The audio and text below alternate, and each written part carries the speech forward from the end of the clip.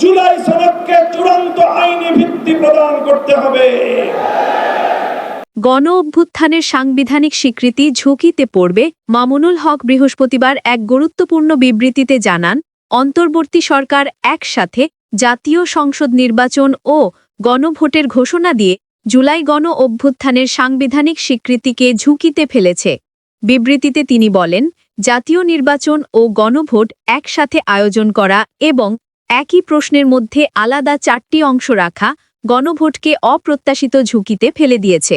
এই ধরনের সিদ্ধান্ত জনগণের মনোযোগ বিভ্রান্ত করবে এবং গণভোটের গুরুত্বপূর্ণ প্রশ্নগুলো মানুষ সঠিকভাবে বুঝে মত প্রকাশ করতে পারবে না।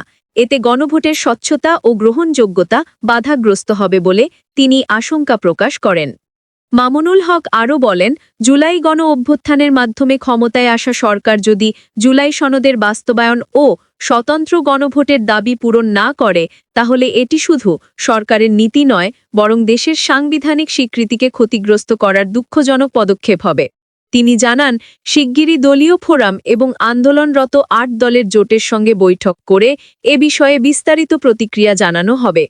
তার বক্তব্য থেকে স্পষ্ট যে দেশের গণতান্ত্রিক অধিকার ও ইতিহাসের গুরুত্বপূর্ণ মাইলফলককে রক্ষা করার জন্যে দ্রুত কর্মপরিকল্পনা প্রণয়ন জরুরি। মামুনুল হকের মন্তব্য জাতীয় রাজনীতিতে নতুন বিতর্কের জন্ম দিয়েছে, যেখানে জনগণ সতর্কভাবে সরকারের পরিকল্পনা ও গণভোটের বাস্তব প্রভাব পর্যবেক্ষণ করছে।